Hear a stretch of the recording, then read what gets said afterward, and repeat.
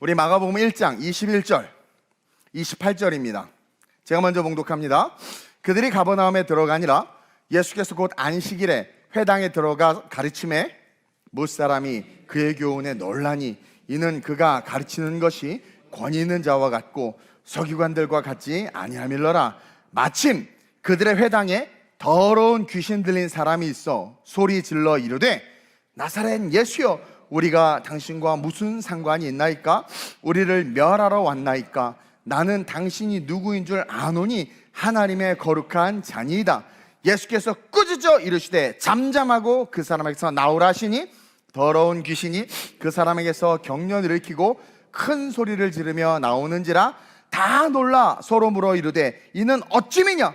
권위 있는 새 교훈이로다. 더러운 귀신들에게 명한즉 순종하는도다 하더라. 함께 예수의 소문이 곧 온 갈릴리 사방에 퍼지더라. 아멘. 따라합시다. 교회 안에 있는 귀신과 귀신의 세력들. 여러분, 교회는요 구약의 방주와도 같은 것입니다. 온 세상이 죄악에 관영하여 하나님이 쓸어버리고 싶지만 하나님은 당신의 약속을 기억하시고 당신의 사람들을 구원하시고자 방주를 예비하여 노아를 통해서 생명을 이어가심과 같이 오늘 이 시대에 예수를 주시고 그 예수로 말미암아 세우니 교회 가운데 택함 받은 자들, 다시 말하면 예수 그리스도를 구주로 고백한 자들, 그들을 불러 모아 그들의 모임이 이 교회 되게 하시고 그 모인 그들이 바로 우리가 주님의 마지막 명령, 라스트 오더죠. 주님이 다시 오시는 그날까지 내가 그 명령 감당하겠습니다 고백하면서 지켜 행하는 곳이 어디다? 바로 이 교회다. 이 교회다.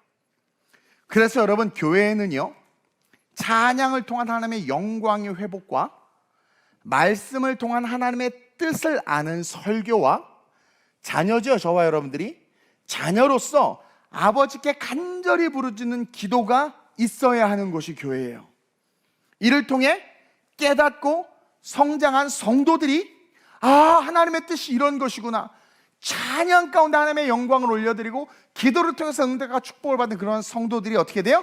영적인 깨달음을 통해서 성장한 그들이 이제 하나님의 일을 감당하겠습니다 라고 고백하면서 전도와 선교, 하나님의 일을 감당하고 행하는 곳이 바로 어디다? 교회다. 그래서 따라합시다. 교회에는 예배와 사역이 함께 있는 것이다. 그래서 교회에는요 예배가 있는 것이고 그 예배 속에는 뭐예요? 찬양과 하나님의 뜻을 아는 말씀과 자녀로서의 권세를 가진 자들이 할 수 있는 부르짖음, 그 기도, 그것을 통한 성장한 성도들이 어떻게 돼요? 땅끝까지 이르러 복음을 전하라는 아버지의 뜻이 실제가 돼서 어떻게 하는 거예요? 사역하는 거죠. 전도하고 선교하고 하나님의 뜻 가운데 주신 사명대로 달려가는 거예요. 예배 없는 사역은요, 자, 교회 안에 예배가 없어요? 그 두 가지가 같이 있어야 된다고 그러는데 예배가 없어요. 어떤 교회는요 진보적인 교회는 사역만 합니다. 예배 드릴 필요가 뭐 있냐, 이미 십자가 구원 완성해 주셨는데 우린 열심히 세상을 구원해야 된다 그러면서 그 세상 구원이 사회적 구원을 말하는 거예요. 그래서 열심으로 사역만 합니다. 여러분, 예배 없는 사역은요 인간의 교만인 거 아세요? 자기 교만이에요. 예배 없이 사역이 더 중요하다고 말하면서 우리 교회가 뭔가를 했어, 이런 걸 이루었어 하는 어떤 그런 것들 있죠. 1000명에게 밥을 퍼 먹였다는 거야. 밥퍼 사역이 그렇게 중요합니까? 결국 그 밥퍼 사역 이상한 데로 간 거 알죠? 완전 무슨 묵상 이상한 데로 갔잖아요. 산신령으로. 밥퍼 주는 게 그렇게 중요합니까? 하나님의 생명의 말씀을 가르치는 게 중요하지. 예배 없는 사역은요 인간의 교만이고 결국 그게 뭐가 되는 줄 아세요? 바벨탑이 되는 거예요. 왜? 내가 너희를 물로 심판하지 않겠다는 말씀을 향한 그 말씀의 뜻을 하는 예배가 없이 행위, 우리의 실력과 기술, 프리메이슨들이 엄청난 실력으로 지은 그 바벨탑, 그게 뭐예요? 결국 교만 아닙니까? 예배 없는 사역, 예배 없는 내가 세상에서 뭘 했습니다 주일 예배는 거의 무슨 가뭄에 콩나듯 나오면서 밖에서 뭘 이루었고 제가 뭐가 됐고 회장이 됐고 뭐가 됐고 교만입니다. 바벨탑 쌓았다고 자랑하는 거예요. 또 사역이 없어. 아무 사역을 하지 않아. 온전히 모여서 옛날 예배만 해. 주구장창 예배만 하고 예배하고 또 예배하고 기도하고 찬송하고 예배하고 말씀 듣고 기도하고 찬송하고 예배하고 말씀 듣고 여러분 다 집에 갈 거죠, 그러면. 근데 그런 교회도 있어요. 신비주의에 빠지고 신령주의에 빠져서. 그런 교회는요, 여러분, 사역이 없는 예배에는요, 사역이 없는 예배에는 성령이 없어요. 말씀이 없어요. 그래서 사역이 없는 예배에는요, 인간의 만족의 그 금송아지 축제만 가득할 뿐이에요. 이스라엘 백성들이 광야에서 받은 그게 뭡니까? 사역이 뭐예요? 기다리는 거예요. 기다리는 거예요. 그 사역을 감당해야 되는데 금송아지 놓고 예배했죠. 아까도 말했듯이 사역이 없는 예배는요, 사역이 없는 예배, 기다리는 일을 안 했어요. 기다리면 됐는데 한 달이 지나도 안 내려오니까 기다리는 걸 멈추고 지들끼리 예배한 거야. 금송아지 놓고 예배했잖아요. 계속 기다려야 돼. 사역이 있어야 돼요. 그리고 그들이 광야에 서 있는 것 자체가 예배거든요. 하나님의 임재가 있으니까. 따라서 교회는 예배와 사역이 공존해야 됩니다. 그래서 거룩한 예배와 그 예배를 통해서 성장한 성도들의 사역이 항상 함께해야 건강한 교회인 거예요. 그리고 그것이 언제까지? 그때 달라요가 아니라 주님 다시 오시는 그날까지. 예배는 예배대로, 사역은 사역대로 기차 레일이 쫙 동일하게 깔려 있어서 기차가 열심히 달릴 수 있는 것처럼 주님께서 재림으로 달려오실 수 있도록 예배와 사역이 동일하게 계속해서 달려가야 돼요. 그게 뭐다? 교회다. 그래서 오늘 본문에서도 예수님이요, 공생의 사역을 딱 시작하시자마자 제자들을 바로 불러 모으시죠. 그리고 그들과 함께 가버나움이라는 곳에 들어갔는데 안식일이 된 거예요. 안식일, 거룩한 주일이죠. 안식일이 되자 어떻게 돼요? 바로 회당으로 가신 거예요. 예수님은 이 땅의 구원의 사역을 감당하시지만 안식일이 딱 되니까 어떻게 합니까? 회당으로 들어가. 예배와 사역은 공존해야 되는 거예요. 그래서 회당으로 들어갑니다. 그러면서 그 회당 안에서 일어난 사건이 오늘 본문의 사건이에요. 여기서 먼저 여러분들이 회당에 대해서 좀 배워야 돼요. 회당이라는 것은 헬라어로 시나고그라고 하고 히브리어로는 베트하크네세트라고 하는데 그냥 베트함이라고 합니다. 베트함. 다시 말하면 만남의 집, 고속도로 양재 톨게이트가 생각나죠. 만남의 집, 백성의 집, 화합의 집이라는 의미로 유대 공동체 모임이에요. 원래 없었던 거야. 하나님이 만들어준 것도 아니야. 성령이 가르쳐준 것도 아니야. 이스라엘 백성들이 지들 스스로가 살고자 하여 만든 게 회당이야. 지들 스스로가 살고자 하여. 왜냐하면 보세요, 이 유대인들이 회당에서 뭘 했냐면 회의를 하고요, 법률적인 공부를 하고 토론을 하고 교육을 하고 다음 세대 아이들 가르치고 쉐마 교육을 하고 그리고 예배를 드리면서 종교적 공동체로서 이스라엘 정체성을 세워갈 수 있도록 작동한 곳이 이 회당이란 말이에요. 그만큼 회당은요, 유대인들에게 너무나도 중요한 요소가 되었는데 이 회당이 왜 자연스럽게 만들어지게 되었느냐? 원래 이스라엘 민족은요, 그 구심점이 뭡니까? 예루살렘 성전이란 말입니다. 이스라엘 백성들이 예루살렘 성전을 중심으로 흩어진 디아스포라들도 1년에 3번 절기가 되면 하나님 앞에 얼굴을 보이기 위해서 남자들이 다 원근각차에서 예루살렘 성전에 모이고, 예수님도 12살이 돼서 예루살렘 성전에 올라갔다가 부담스러운 엄마 아빠가 친척들하고 수다 떠느냐고 예수님 잃어버렸잖아요. 그것처럼 성전 중심으로 살았단 말이에요. 근데 문제가 뭐냐면 그 예루살렘 성전이 무너졌다라는 거죠. 이스라엘 백성들이 포로로 끌려갑니다. 바벨론과 아수르 낯선 땅에서 살아요. 그곳에서 사는데 고향으로 돌아가지도 못해. 또 돌아가 봐야 성전과 성벽이 다 무너져 있어요. 낯선 곳에서 노예의 신분으로 거기서 성전을 세울 수도 없네. 그래서 이들이 예배를 드릴 수 없게 되자 고통 속에서 회개하면서 다시 하나님을 찾고자 하는 마음으로 생각해낸 것이 이 회당이라는 거야. 그래서 이스라엘 남자 10명이 모이면 회당을 만들 수가 있는데, 이곳에서 이 회당을 만들어서 엘더들이, 장로들이 아니라 어른들이 아이들에게 쉐마, 말씀을 가르치고, 어른들이 재판을 송사하고, 어른들이 그곳에서 하나님을 예배하면서 회당이 자연스럽게 성전을 대체하는 게 되어버렸어요. 그리고 그 회당이 지금은 뭐가 됐어요? 이 교회가 된 거란 말입니다. 그래서 이 당시 예수님도 안식일이 되자마자 회당으로 제자들을 데리고 들어가신 거예요.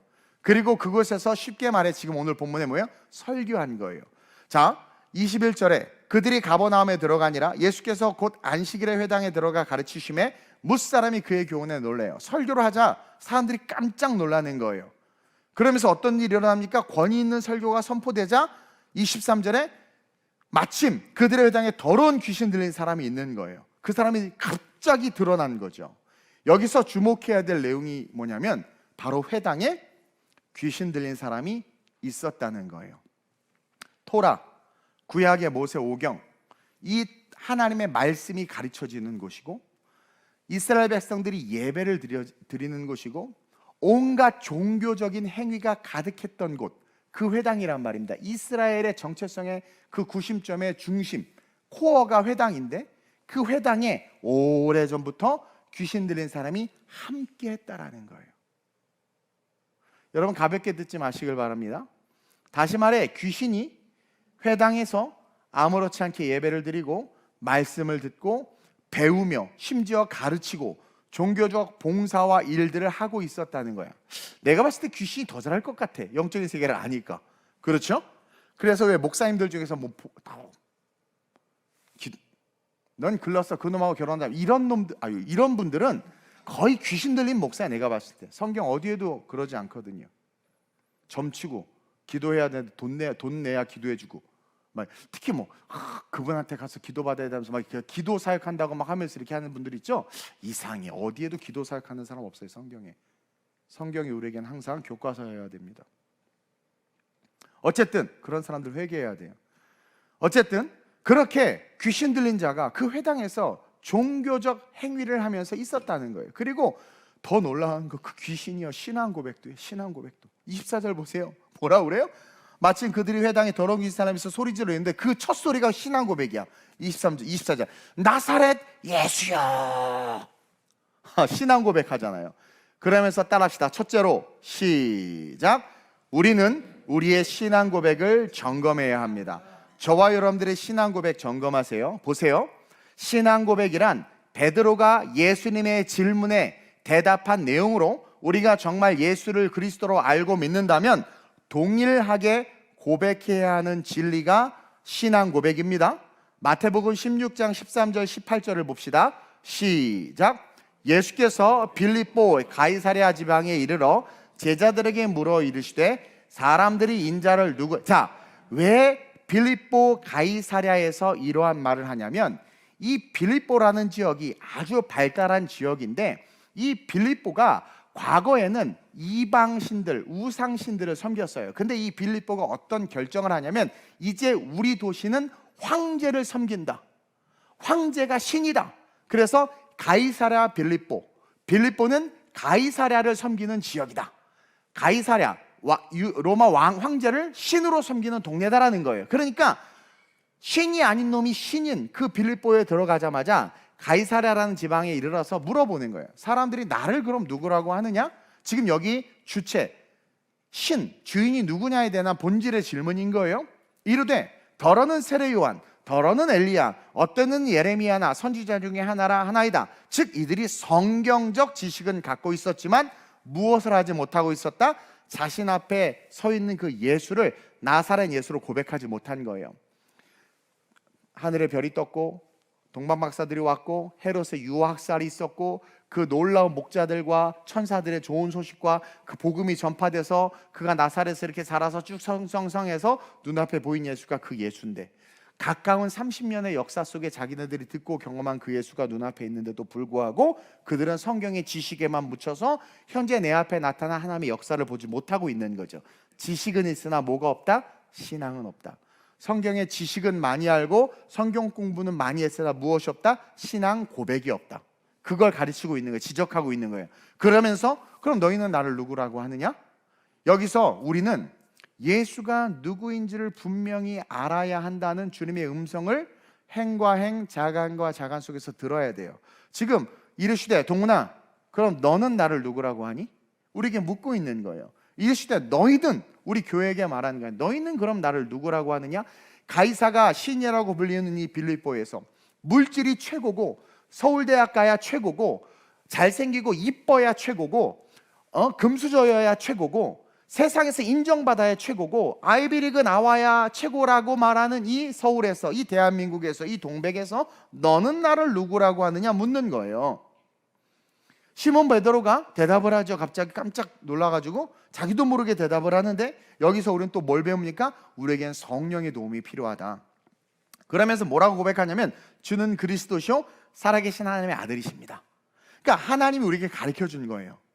예수가 그리스도이심을 신앙 고백하는 것이 주님이 원하는 것이고, 우리가 살아가는 세상에서 정말 중요한 것이기 때문에 하나님이 그걸 가르쳐 주는 거예요. 그래서 예수님이 대답하여 이르시되 바요나 시몬아 내가 복이 있도다 얘기해 놓고는, 이를 내게 알게 하니는 혈육이 아니요 하늘에 계신 내 아버지시니라.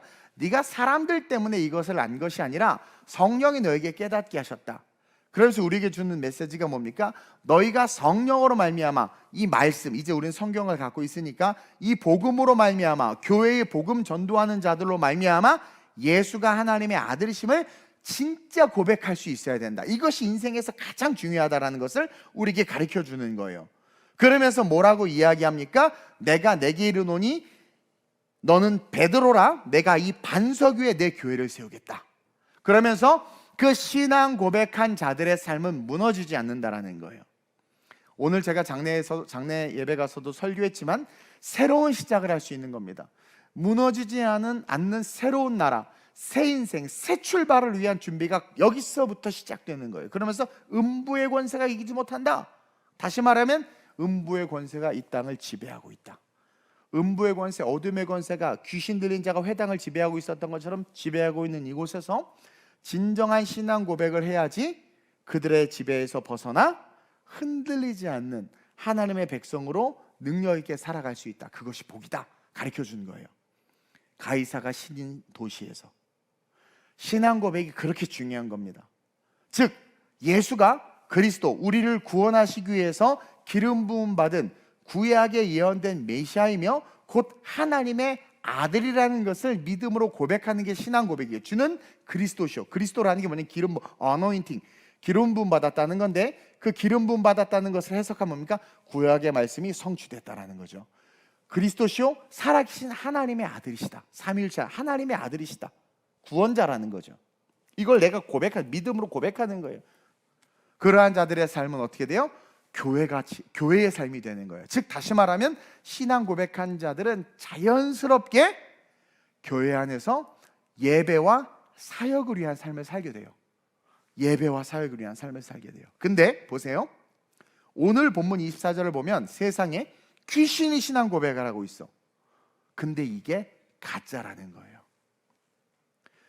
우리가 정말 신앙 고백을 하면, 여러분 정말 신앙 고백을 하면 주님과 함께 하고 싶고 주님을 사랑한다고 고백하면서 막 주님의 일을 감당하고 싶고, 심지어 막 주님을 위해서도 막 죽을 수 있잖아요. 막 은혜 받으면 헌금이 쉬워 어려워요? 쉬워! 은혜 안 받아봐. 그렇게 어려운 게 없어. 정말 신앙 고백하고 주님을 사랑하면 주님이 요구하는 게 나에게 요구해 주는 것만으로도 기뻐. 그러지 않아요? 그렇죠? 그래서 정말 신앙 고백한 자들은 교회를 위해서, 사역을 위해서 내가 갑니다 하고 막 가잖아. 막 베드로 거꾸로 십자가 달려 죽으려고 막 로마로 들어가잖아요. 그게 진짜예요? 근데 이 귀신은요, 신앙 고백을 딱 하고 나서 한 이야기를 보니까 뭐예요? 우리가 당신과 무슨 상관이 있나이까 고백하는 거예요. 다시 말하면 빨리 이 회당에서 좀 떠나세요. 나에게서 좀 떠나세요. 주는 그리스도시요 살아계신 하나님의 아들이십니다. 신앙 고백하지 않았습니까? 그러니까 빨리 나에게서 떠나세요. 이렇게 이야기하는 거예요. 여러분 이게 말이 됩니까? 어떤 집사님이 다른 사람들한테 나 우리 이동훈 목사님이 너무 좋아. 카리스마도 있고 얼굴도 잘생기고 막 그냥 찬양하면 신금이 울리고 말씀은 또 어쩜 그렇게 좋은지 너무 좋아. 막 칭찬하고 있어서 카페에서. 네, 이제 카페를 우연히 들었더니 어머 목사님! 만약 그게 진짜 고백이었어요. 목사님 오셨다. 여기 앉으세요. 뭐 드시겠어요? 막 이래야 되지 않아요? 그렇게 안 하라고 할 테니까 기분 나쁜 표정 하지 마세요. 내 말이 맞아 틀려. 그게 맞지 않아? 정말 좋아하는 사람이 있어. 막 좋아한다고 막 얘기했어. 막 충만이가 나 우리 목사 너무 좋아 너무 좋아. 근데 내가 갑자기 모임에 딱 갔더니 목사님 뭐 일 있으세요? 올라가세요. 이러는 거지. 그건 나를 좋아하는 게 아니야. 가짜 신앙 고백하는 거야. 가짜 신앙 고백. 이해하시죠? 가짜 신앙 고백하는 거예요. 목사님 여기 오시면 어떻게 해? 카페에 오시면 막 그런 거. 빨리 5층 올라가세요. 커피 올려본다니까 빨리 올라가세요. 투샷인 거 알아요. 빨리 올라가세요. 막 그러는 거예요. 그러니까 그 집사님의 고백은 가짜라는 겁니다. 정말 절 좋아하면 목사님 오셨다, 제일 반지셔야 됩니다 막 그러면서 야 너 저리 가 저리 가, 나 목사님 얘기할 거야, 야 말 걸지 마 막 이래야 되지 않아요? 이게 진짜 신앙 고백한 겁니다. 근데 이 귀신의 신앙 고백은 보세요, 이 귀신도 신앙 고백을 하는데 이 신앙 고백을 하고 나서 하는 말이 나를 떠나달라는 거야. 성경에 보면 귀신이 예수님을 귀신처럼 알아보고, 바울도 귀신이 딱 보는 순간 하나님의 선지자다 정확하게 알아보고 신앙 고백하죠. 근데 그런 고백을 한 다음에 그 다음에 구절들을 보면 하나같이 하는 말이 나를 떠나라는 거야. 뒤에 나오는 마가복음 5장에도 보면 예수님이 거라사 지방에 딱 배에서 내리자마자 쥐가 튀어나와서 신앙 고백해. 한번 읽어볼까요? 5장 7절 시작. 뭐 달려와, 그쵸? 뭘 달려와, 예수님이 갈 건데. 근데 얼마나 다급하고 급하게 신앙 고백을 하고 싶었으면 막 달려와서 절하면서 계속 시작. 지극히 높으신 하나님의 아들이여, 나와 당신이 무슨 상관이 있나이까? 원하건대 하나님 앞에 맹세하고 나를 괴롭히지 마옵소서. 아니 신앙 고백을 주님 오셨군요, 저 지옥으로 보내주세요 하고 막 이렇게 안 와요. 진짜 고백했으면. 아니면 나를 돌이켜 회개케 하여 주옵소서. 근데 귀신은 회개를 못해. 이미 아예 저주를 받았기 때문에. 그러니까 보세요, 이 이야기를 기록해 놓은 의미를 행과 행, 자간과 자간 속에서 발견해야 돼요. 사역 초창기 초기에 제자들 딱 모으고 동력자들과 함께 하나님의 일 시작하려고 하는데 안식일이 딱 되니까 사역도 중요하지만 구원의 사역도 중요하지만 예배가 너무 중요한 거예요. 들어가서 말씀을 선포했더니 그 안에 귀신 들린 놈이 있었던 거죠. 나와서 신앙 고백을 하는데 진짜 신앙 고백을 했다면 예수님이 더 머물러 주시고 말씀해 주시길 바라야 되는데 신앙 고백한 자가 지금 뭐라고 그래? 빨리 떠나라는 거야. 귀신의 신앙 고백이라는 거죠. 자, 묻습니다. 여러분들은 어떠세요? 여러분들이 정말 신앙 고백했다면 주님 사랑합니다 고백하고 주는 그리스도 살아계신 하나님의 아들이십니다, 마라나타 주 예수에 오시옵소서라고 정말 외쳤다면 여러분들 어떻게 해야 될까요? 주님이 원하시는 것, 주님이 바라는 것, 주님이 기뻐하시는 것에 동참하고 함께 해야 되지 않을까요? 근데 우리는 주님 사랑한다고 마라나타 주 예수에 오시옵소서라고 찬양 이빠해야지만 귀신들의 특징, 귀신자들의 특징, 귀신의 영향과 조종을 받는 자들의 특징처럼 뭐예요? 주님 떠나달라는 거야. 떠나달라는 거야. 아니 하나님 왜 우리 목사님 갑자기 전도에 필 받아가지고 지금 하기도 싫은 그 전도해야 될 것 같은 분위기인데 이게 지금 교회로 옮겨야 될까 말아야 될까? 주 예수에 떠나시옵소서 이러고 있진 않냐라는 거예요. 여러분들 신앙 고백이 귀신의 신앙 고백 아니냐라는 거야. 진짜 주님 사랑한다고 했으면, 정말 주는 그리스도 살아계신 하나님의 아들이십니다 고백했으면 여러분들의 상황과 환경이 뭐가 중요해? 여러분들의 선호도가 뭐가 중요해? 주님이 원하신다는데, 정말 주님을 사랑한다면, 그분이 나의 구세주라면, 근데 여러분들은 그 주님이 원하는 것보다 여러분들이 우선 아니에요? 그럼 지금은 아니고요, 제발 아니고요, 목사님들부터 회개해야 돼. 성전 지어놓고는 주님 아직 아니 되옵니다 오시면, 그렇죠? 이거 여기서 자기 왕노릇해야 되는 거죠. 나 같으면 지었을 때 오시면 그냥 빨리 오셨으면 좋겠어. 빚도 안 갚고 빨리 올라가. 난 그랬으면 좋겠어 사실은. 근데 여러분 얼마나 이기적이, 그러니까 우리가 지금 귀신의 신앙 고백을 하고 있다라는 거예요. 가슴 아프지만 전도? 선교는 제 스타일 아니거든요. 전도는요 바빠서 못하고요. 11조요 먹고 사는 게 중요하지 않아? 하나님 제 목구멍 이거 저 죽으면 의미 없잖아요. 하나님도 원하시지 않을 거예요. 아니 봉사하라고요? 저 관절염에 허리도 아파요. 젊은 청년들 시키세요. 또 청년들은 우리만 복입니까? 어른들은 뭐합니까? 우리는 분리해서 나가겠습니다. 주님이 청년들아 너네가 젊을 때 좀 더 헌신해라. 왜요? 진짜 신앙 고백했더니 네 우리가 하겠습니다. 네 주님 내가 여기 있습니다. 내가 하겠습니다. 정말 신앙 고백했다면. 왜냐면 다른 초대교회 신앙 고백한 자들 보세요. 그냥 사자가 물어뜯든 억울한 일을 당하든 그냥 찬송하면 그냥 그대로 가잖아요. 주님이 원하시는데.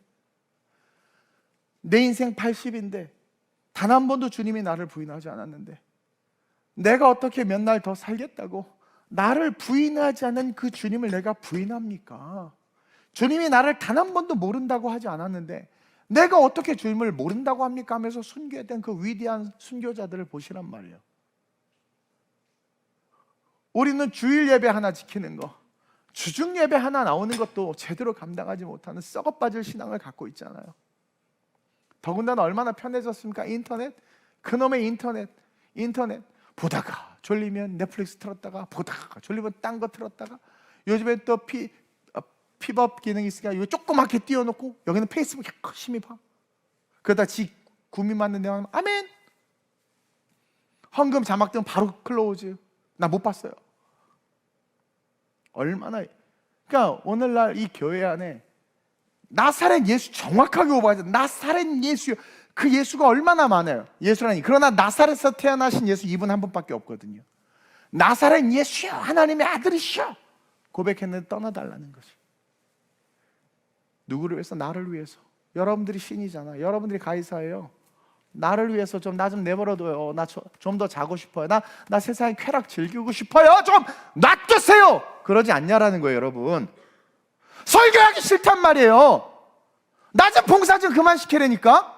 그러지 않아요, 여러분? 그러니까 가짜 신앙 고백. 주님이 원하시는데, 주님이 바라는데. 저도 할 일 많고 바빠 죽겠는데 다음 세대에 대한 비전이 있으니까 달려가잖아요. 주님이 원하시니까. 저에게 주신 사명은 다른 거, 내가 나에게 다이렉트하게 말씀하시지 않은 것들에서는 나도 열심을 안 내는 게 되게 많아요. 나에게 하나님께서 너 신방 죽도록 하면 나 죽도록 신방 다닐 거야.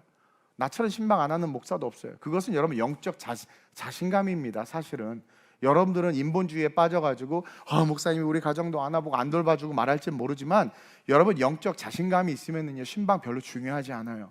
왠 줄 아세요? 말씀이면 충분하기 때문에. 말씀 좋으면 가라고 해도 안 가지. 말씀 나빠봐요. 신방하고 별짓을 다 해도 다 떠납니다. 못 떠나고 남아있는 의리 있는 사람은 같이 의리 있게 지옥 가는 거고.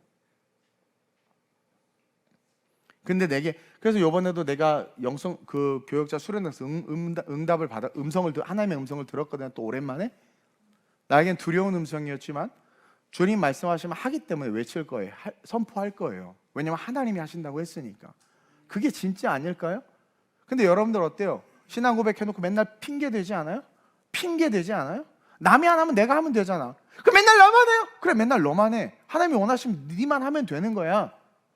그게 썩지 않냐 하늘의 상급인 걸 못 보니까 못하는 거 아니야?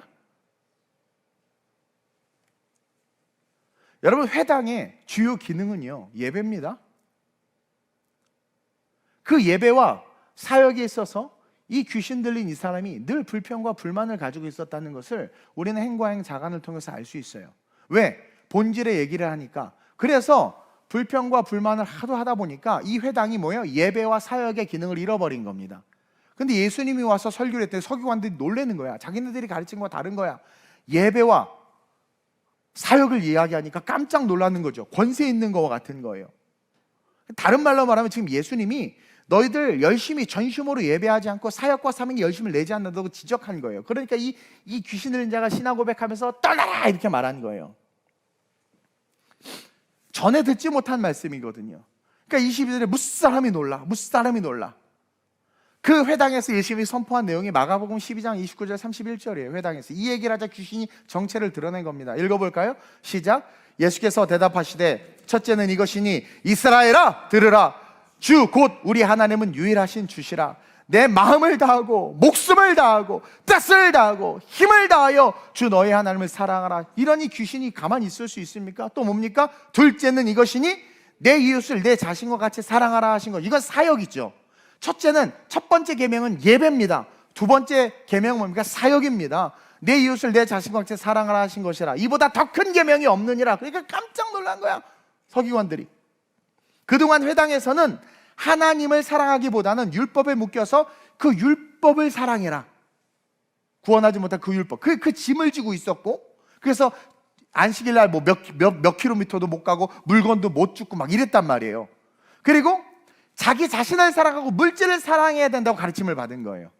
그러니까 성전에 돈 바꾸는 사람, 제사 재물 파는 사람이 있는 거지. 내가 중요해지니까. 그렇게 가르침을 받은 거예요, 회당에서. 또 사마리아인들, 그들은 개야.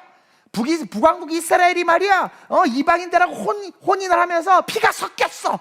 그들은 개돼지야. 그렇게 회당에서 계속 가르치는 거예요. 그러니까 회당에서 뭘 배웁니까? 미움을 배우는 거예요. 분열을 배우고 나눔을 배우는 거예요. 나눔, 세퍼레이트를 배우는 거예요. 그래서 예수님도 나눠진 거예요. 계속해서 사람들이 선을 거버렸잖아요. 그걸 배우고 있었던 거예요. 근데 이웃을 자기 자신처럼 사랑하라고 하니까 깜짝 놀란 거죠. 여러분, 예수님이 오셔서 설교 안 하는 걸 다행으로 하세요. 얼마나 놀랐겠습니까? 여러분의 신앙 고백은 더욱더 예배를 사모하고 신령과 진정으로 예배를 드리고자 하는 마음이 불일 듯 일어나는 그런 신앙 고백이에요? 아니면 여러분도 신앙 고백하잖아요. 주님 사랑합니다 고백하고 그래서 주일날 예배 나오잖아요. 근데 그 신앙 고백이 예배를 경히 여기고 자신의 일과 자신의 시간이 더 중요하게 여겨지는 그런 신앙 고백이냔 말이에요. 어떤 신앙 고백이에요?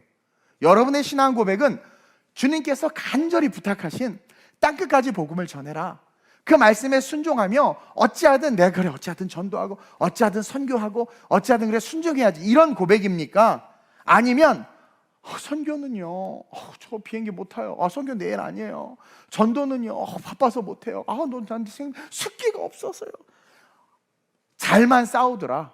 그 교통사고 나면 숙기가 없기는. 그런 신앙 고백 아니에요? 만약에 후자라면 여러분은 귀신 들린, 오늘 본문에 나온 정확히 기록되지는 않았지만 회당에서 발언권이 있는 사람이었습니다. 리더였다라는 거죠. 엘더였다라는 거죠. 연장자였다라는 거죠. 또 그렇게 큰 소리를 낼 수 있을 만큼 능력이 있었던 사람이에요. 그렇죠? 이 사람처럼 그 교회 안에서 직분과 사명을 가지고는 있지만 귀신 들린 신앙 고백하면서 그렇게 서 있는 안수 집사, 권사, 장로 아니냐라는 거예요. 간사 아니냐라는 거예요. 전도사 아니냐라는 거예요. 우리는 귀신을 내어 쫓을 때 나사렛 예수의 이름으로 명하노니 라고 말하면서 약속된 곳에 오신 예수님을 믿고 외치지만, 오늘 마귀의 고백에서 이 나사렛 예수여의 나사렛은 언약의 성취의 동네가 아닌 작고 초라한 동네에서 태어난 중요하지 않은 사람으로서 외치고 있는 거예요. 우리가 귀신을 내어 쫓을 때 내가 나사렛 예수의 이름으로 명하니 이 귀신아 떠나가라, 어둠의 세력아 떠나가라, 음란의 세력아 떠나가라, 질병의 세력아 떠나가라 외치잖아요. 우리가 외치는 그 나사렛 예수 그리스도의 이름의 그 나사렛은 약속된 그 나사렛에서 오셔서 자라나신 그 예수님, 그 예수님이 하나님의 아들, 약속의 성취의 나사렛 예수로서 외치는 건데, 오늘 이 마귀가 나사렛 예수여 라고 외치는 그 나사렛은요, 여러분들이 속고 있는 거예요. 뭐냐면 나사렛이 아주 작고 초라한 동네였거든요. 변방이었거든요. 그래서 빌립이 나다나엘에게 가서 전도하는데, 야 내가 나사렛 예수를 만났는데 짱이야 그랬더니 나다나엘이 뭐래요? 나사렛에서 무슨 선한 게 나겠네. 이게 유대인의 생각이었단 말이에요.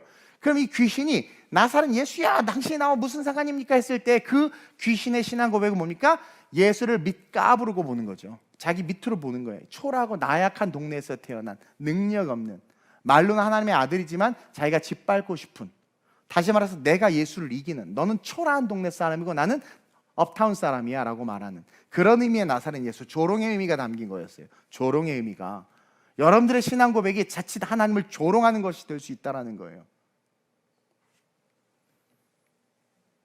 여러분들은 어떤 나사렛 예수를 외치십니까? 여러분들의 그 신앙 고백이 언약의 성취로서의 하나님의 아들 예수에 대한 고백입니까?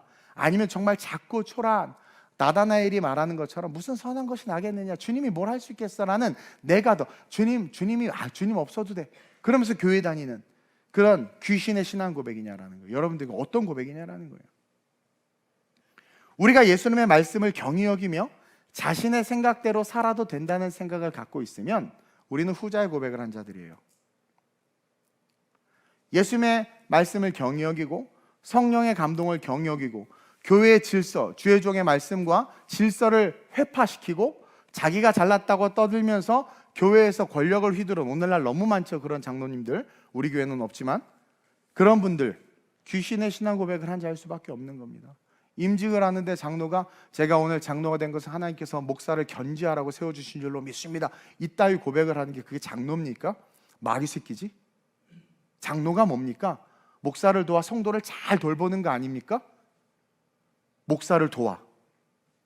근데 이렇게 귀신의 신앙 고백을 하고 있는 거예요. 그래서 한국 교회가 여기저기 두들겨 맞은 거 아닙니까?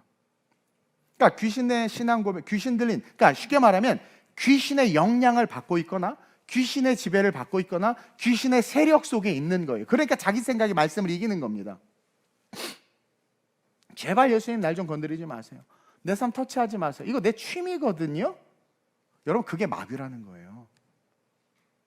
진짜 신앙 고백은 예수님과 함께 살고 싶고 함께 죽고 싶고 함께 하고 싶고, 주님이 원하는 것은 기꺼이 헌신할 수밖에. 제가 진짜 예수님을 만나보니까 알겠더라고요.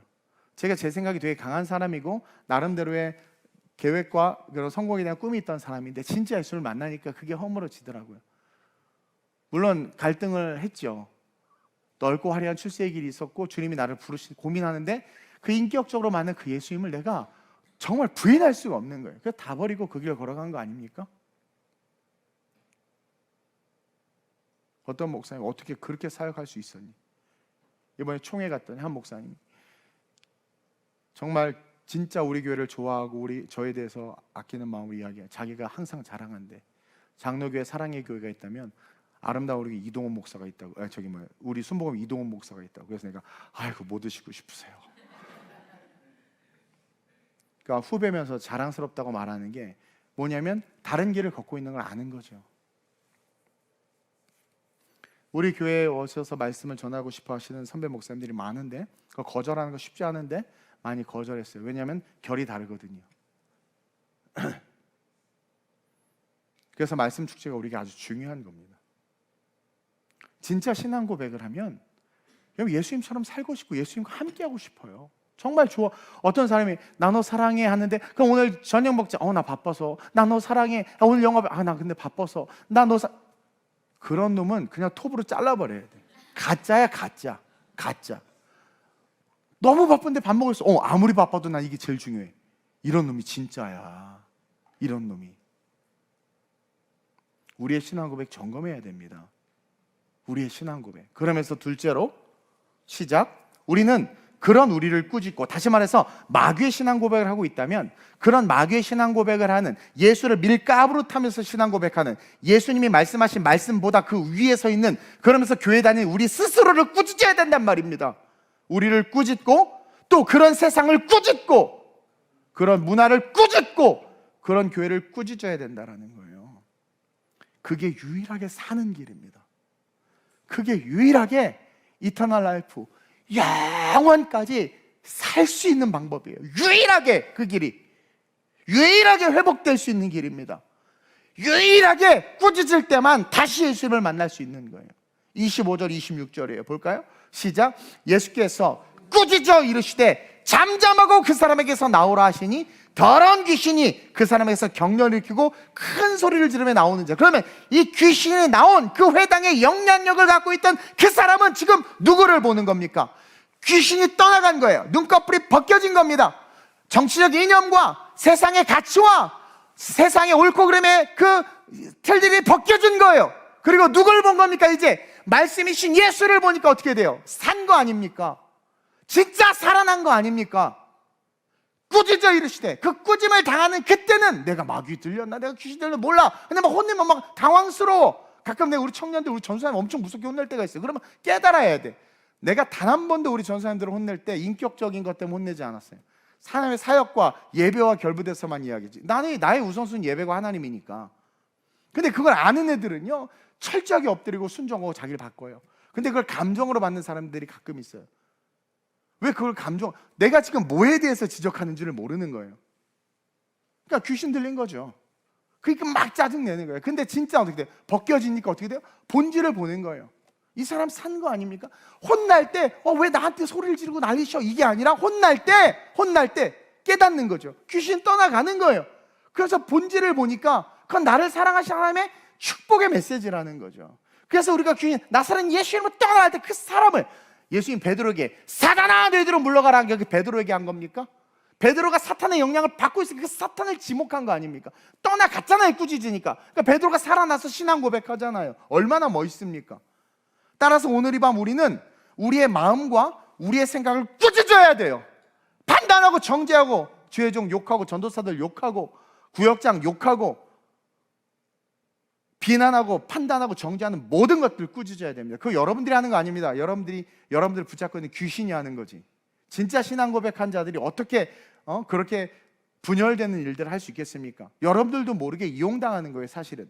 제가 심리학을 공부했잖아요. 귀신 들린 사람들 특징이 뭔지 압니까? 사람 찌르고 나서 이거 뭐지? 정신이 들면 모르는 거예요. 그 영향력에서 벗어나면 내가 그랬다고 그러는 거예요. 그래서 여러분들 모르는 거예요. 그게 괜찮아요. 그러나 꾸짖어서 벗어나야 돼요. 그래서 순종하지 못하고 자꾸 트러블을 일으키고 자꾸 판단하는 자기의 생각이 주가 되는 자들, 그것을 꾸짖어야 됩니다. 결단하지 못하고 피하려는 마음을 자꾸 꾸짖어야 돼요. 결단해야 되잖아요. 나 목사님 말 무조건 순종해야지. 내가 보이잖아. 하나님을 보이는 목사님 말도 순종 못하고 어떻게 하나님을 순종할까? 그거 맞는 거예요. 근데도 순종 못하면 꾸짖어야 돼. 그 순종 못하는 그 마음을 꾸짖어야 돼. 그것 때문에 성장을 못하고 있고 교회가 탈피하지 못하고 있는 거거든요. 결단하지 못하는 마음, 전도와 선교를 외면하는 마음을 꾸짖어야 된다는 거예요. 꾸짖고 회개해야 되는 거예요. 그럴 때 오늘 이 회당에서 영향력을 행사했던 그 사람이 살아남은 것 같이 저와 여러분들이 살아날 수 있고, 이 살아난 우리가 이제 마지막으로 해야 될 일이 뭔 줄 알았어요? 마지막으로 시작, 많은 사람들을 고쳐야 한다는 거예요. 도처에 병든 사람 투성이에요. 목사님들을 만나봐도 병든 사람 투성이고, 교인이라고 이렇게 갔는데, 세상에 여행을 가는 게 아니라 이번에 독일 가는데 누군가 앞에 내 좌석 옆쪽에 앞에 남자애가 이어폰을 난 나중에 알았는데 이게 비싼 이어폰 하나 떨어뜨린 거예요. 계속 찾고 못 찾고 그러니까 우리 주변에 있는 사람 저 사람 이렇게 부산하게 하나 다 알았어. 근데 그 사람 바로 옆에 있던 여자분 사실 그걸 주워서 갖고 있었어. 근데 그 사람이 뭘 찾는지를 모르니까 가만히 있다가 마지막 프랑크푸르트 내려서 그 친구가 이제 막 계속 끝까지 찾으니까 그 사람이 이제 나중에 양심이 찔렸는지 혹시 이거예요? 그러니까 감사합니다가 받아가. 처음부터 갖고 있었으면서 그 이어폰이 그렇게 소중한가? 알고 봤더니 목사님 사모님이셨어. 그 팀이 목사님들 그 무슨 성지순례 팀이었더라고. 이거 인터넷 나가면 또 그 사람 찔리겠네. 이게 말이 됩니까, 여러분? 도처에 사람들이 병들었어요. 그래서 우리는 많은 사람들을 고쳐야 돼. 그래서 오늘 29장 소제목이 뭐예요? 시작. 성경 보세요. 29장 위에 소제목이 뭐라고 되어 있어요? 그래요. 지금 회당에서 영향력을 행사했는데 귀신 들린 자로서 영향력을 행사한 그 사람이 바뀌니까 회당이 살아났겠죠. 종교적 기능이 회복됐겠죠. 예배와 사역이 회복됐겠죠. 한 사람을 살리니까 회당 하나가 살아나요. 그리고 예수님께서 이어서 뭐라 했어요? 오셔서 베드로의 장모를 고치시고 또 이 32절 보니까 많은 병자와 귀신 들린 자가 오니까 계속해서 고쳐주시잖아. 많은 자들을 고쳐야 된다는 거예요, 우리에게. 변화된 우리가. 그리고 이것은 곧 오늘 본문과 이어지면서 회당의 역할이라는 거예요. 교회의 역할이라는 거예요. 교회의 잘못된 리더들이 그 리더십 가운데 회복되어져서 올바른 리더십으로 바뀌고, 올바른 리더십을 가진 그 교회가 그렇게 많은 자들을 고치는 그 일들을 감당하라는 주님의 메시지가 담겨 있는 거예요. 제가 마가복음을 좋아하는 건 우리 마가 형님이 너무 심플하게 성경을 써서 참 군더더기가 없어요. 여러분, 이 지금 많은 사람을 고쳤는데 꾸짖어 귀신이 쫓아나고 진정한 신앙 고백이 일어나면서 회복이 시작되는 것을 이야기하는 거죠. 그러면서 꾸짖는 곳에는 회복이 있어요.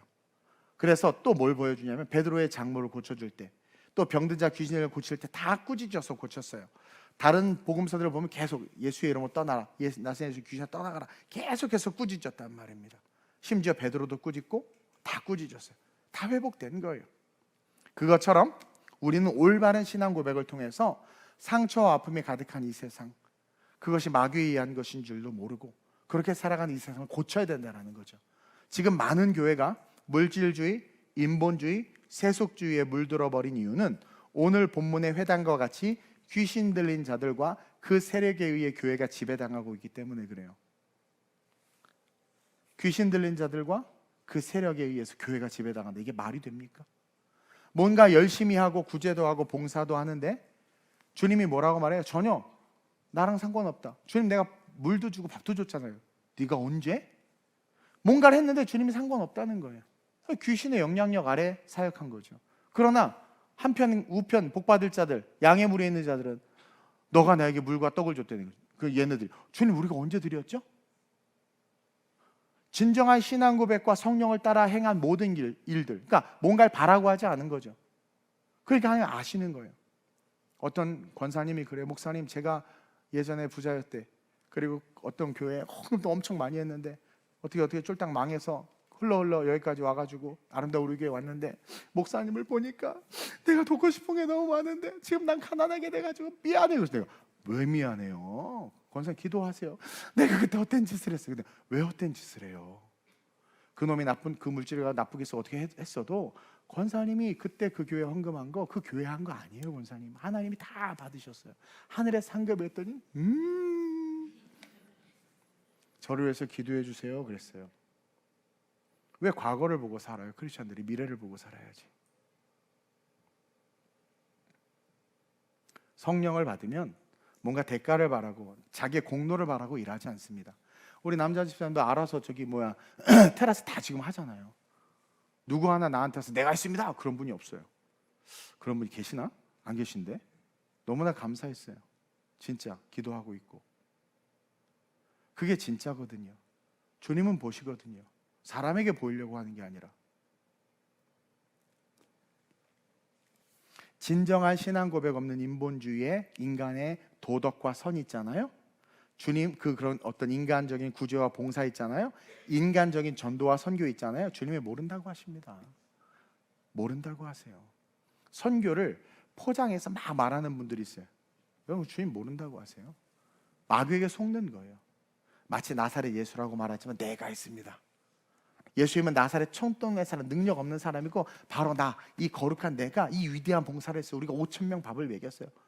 그렇게 세속적 교회로 전락하는, 우리 교회 이거 보세요. 이 시스템이 이렇습니다. 야 우리 교회 이렇게 했습니다. 이야 이렇게 했습니다. 그게 뭐? 그러니까 그래서 지금 뭐예요? 스타 목사가 등장하잖아요. 연예인처럼 목사가 행동을 하고 가슴에서 고백되어 터져나오는 설교가 아니라 아주 세련되고 쌈박하고 잘 구성된, 여러분 그거 아세요? 요즘 대형교회 목사님들은 작가들이 원고를 써줘요. 부교역자들이 원고를 써주고 그 써준 원고를 들고 연기하듯 읽는 거예요. 그러니까 예수와 교회를 기만하고 있는 거죠.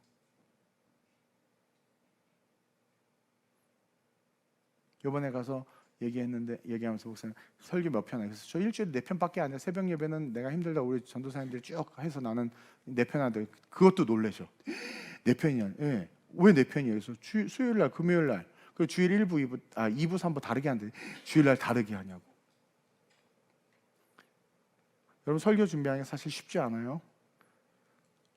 노가다 하는 분들이 벽돌 등짐을 지고 4층을 오르락내리락 몇 시간 하는 게 그 에너지가 소비된다고. 내가 예전에 자료를 봤는데 지금 까먹었는데 너무 잘 까먹어서 탈이네. 예. 사실 쉽지 않습니다. 설렁설렁하게 쉽게 할 수도 있죠. 근데 그렇게 하고 있는 거죠. 또 어떤 분은 저한테 자랑스럽게 이야기해요. 훌륭하신 곽선희 목사님, 조영기 목사님 뭐 이런 분들 설교집들 잘 나와 있잖아요. 그거 그대로 가져다 한대요. 물론 의미는 있을 수 있어요. 근데 그건 남의 꼴을 가져다가 그거 자기 양이 아닌 거죠. 요즘에 그런 분들이 너무 많대. 그리고 이번에 어떤 목사를 만났는데 AI 챗 GPT한테 시편 1편을 주고 챗 GPT 시편 1편으로 설교 만들어줘 했더니 설교가 딱 나왔어. 우리한테 보내줬고 나한테 있거든요. 기가 막혀. 깜짝 놀랐어. 그때 옆에 어떤 분, 와 좋네 저거 1, 2, 3. 무서운 세상이죠. 네.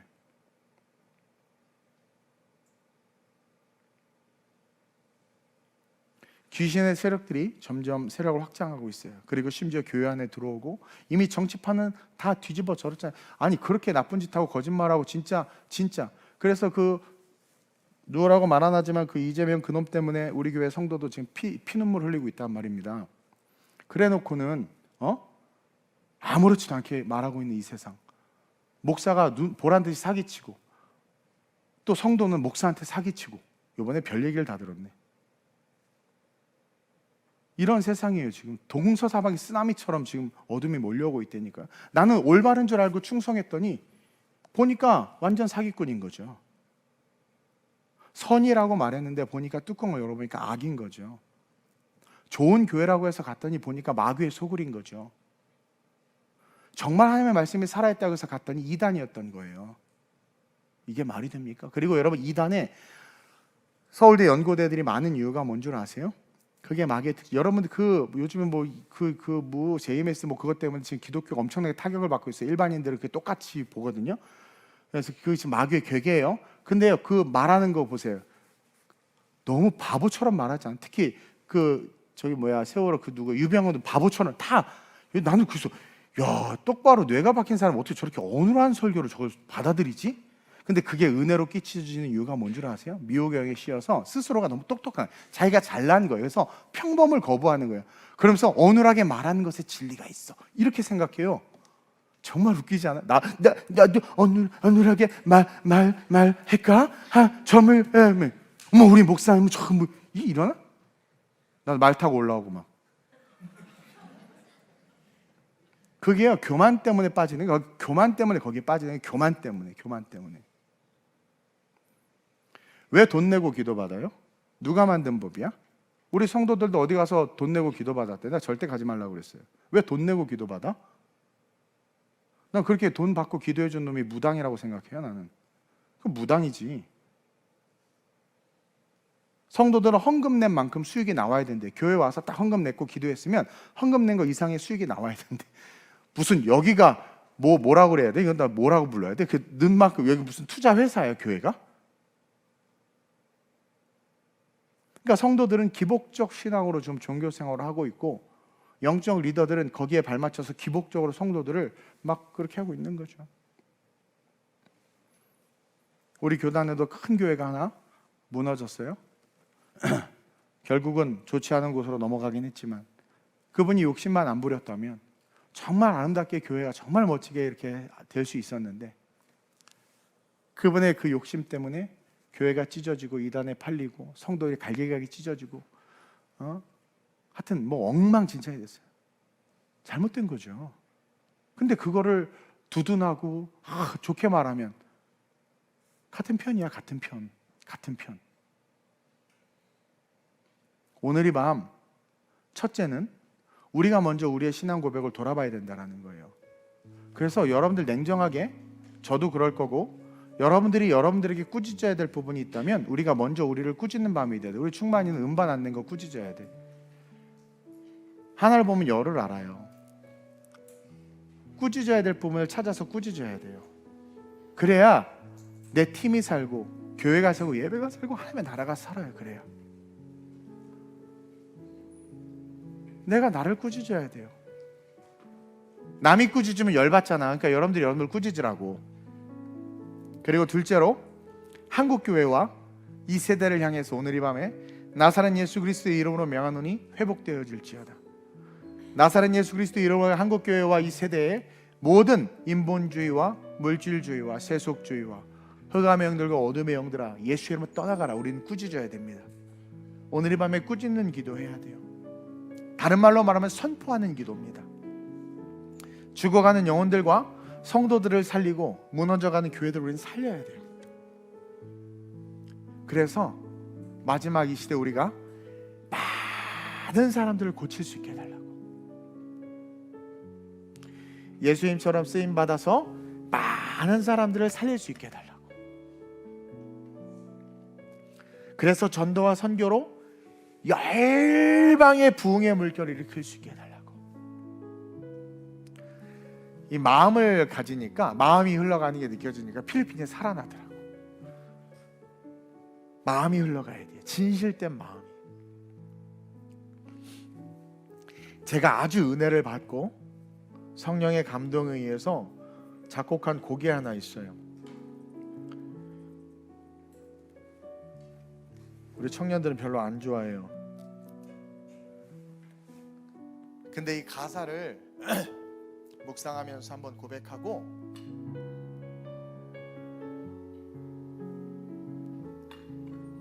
석 깔아주시고, 무릎 꿇고 기도하실 분들 무릎 꿇고, 일어서서 기도하실 분들 일어서서 기도하시고 하면서 우리를 꾸짖고, 오늘 이 밤 역사가 일어납니다.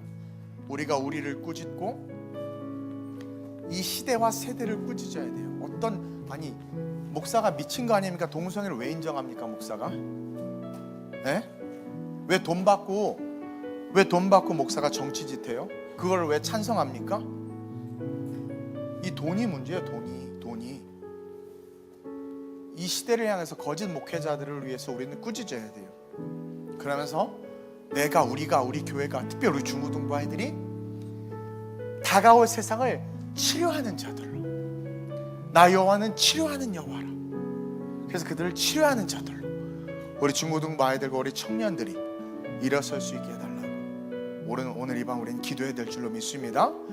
이 세대에 참 생명, 참 진리 되신 분은 우리 예수님밖에 없어요. 저의 신앙 고백이기도 하지만 우리 모두의 신앙 고백이 되시길 주님의 이름으로 축원드립니다.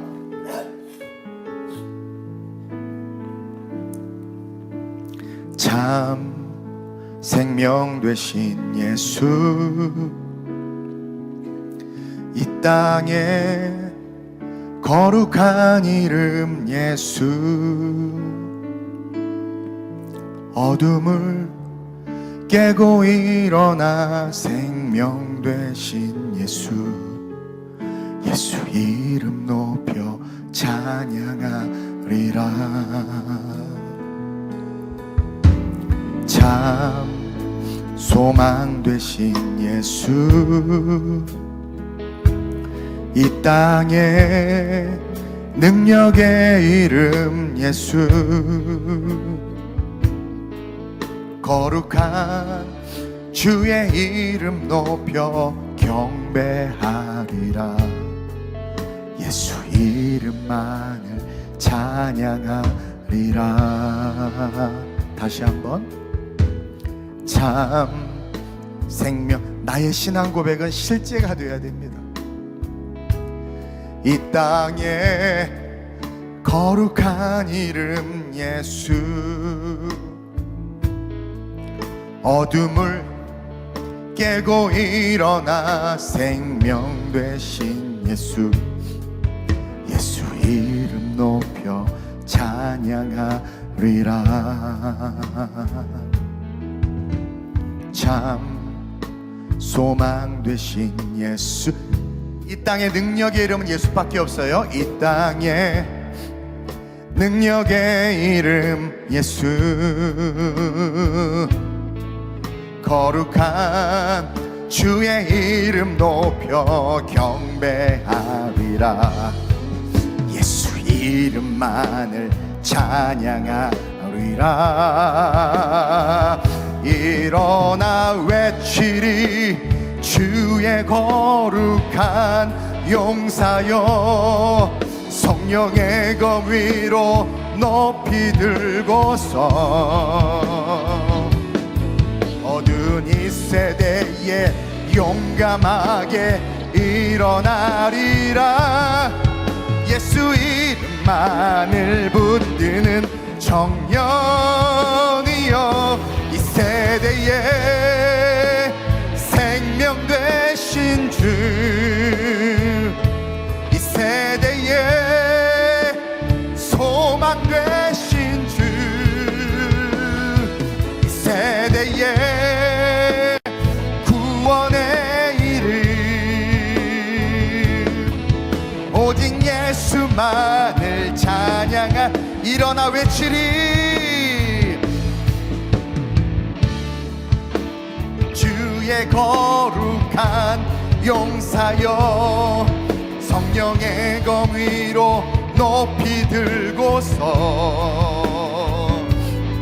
어두운 이 세대에 우리 일어납시다. 용감하게 아닌 건 아니라고 말하고 옳은 건 옳다고 말하며 예수 이름만을 붙들며 일어나는 청년들이 될지어다. 이 세대에 생명 되신 나의 그리스도 예수만을 찬양합니다. 이 세대에 소망 되신 주, 이 세대에 구원의 이름,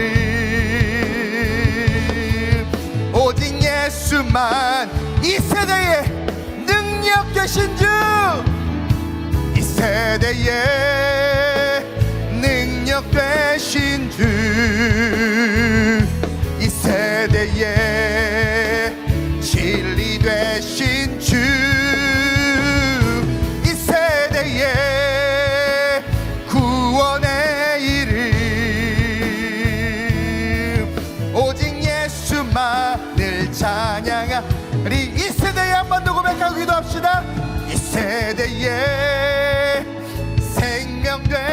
예수밖에 없습니다. 이 세대의 소망 되신 주, 이 세대의 구원의 일, 이 밤에 기도합니다. 오직 예수만을, 오직 예수만을 찬양하. 오늘 이 밤 그 누구도 꾸짖을 수 없는 주님만이 꾸짖을 수 있는 그 능력을 가지고, 다시 말하면 예수님의 이름을 가지고 우리 자신을 꾸짖읍시다. 내가 회당 안에 귀신 들린 자였습니다. 내 생각이, 내 마음이 거짓 신앙 고백이었습니다. 내가 말씀보다 앞섰고 하나님을 나사렛 예수라 말은 했지만 그 천한 동네로 주님을 저 밑으로 깔고 보며 내가 내 인생의 왕노릇했고 핏값으로 세운 교회를 정죄했고 하나님의 사역들에서 이렇다 저렇다 판단하며 교만과 오만과 아집을 부렸습니다. 내가 귀신의 영향과 어둠의 영향, 그 폐잔병 따위의 영향을 받고 피 묻은 십자가의 그 사랑을 종이 짝꾸기들 꾸겨버렸음을 회개합니다. 내 생각과 마음 가운데 꾸짖어야 될 부분이 있다면 이 시간 꾸짖기를 원하오니 성령님 알게 해달라고, 우리가 우리 스스로를 꾸짖는 기도를 시작함으로 말미암아 성령의 인도하심을 받아 우리가 세워짐으로 이 세상 가운데, 이 세대 가운데 특별히 젊은이들과 청소년들을 미혹하고 무너뜨리고 있는 악한 세력들, 그들을 꾸짖으며 무너져가는 교회들을 꾸짖으며 다시 한번 우리가 일어나 마지막 이 시대에 하나님 많은 사람들을 살리는 자로 나를 써달라고, 우리 교회를 써달라고 이 시간 간절하게, 길게, 크게, 높게 우리 주님의 이름을 세 번 부르고 자유롭게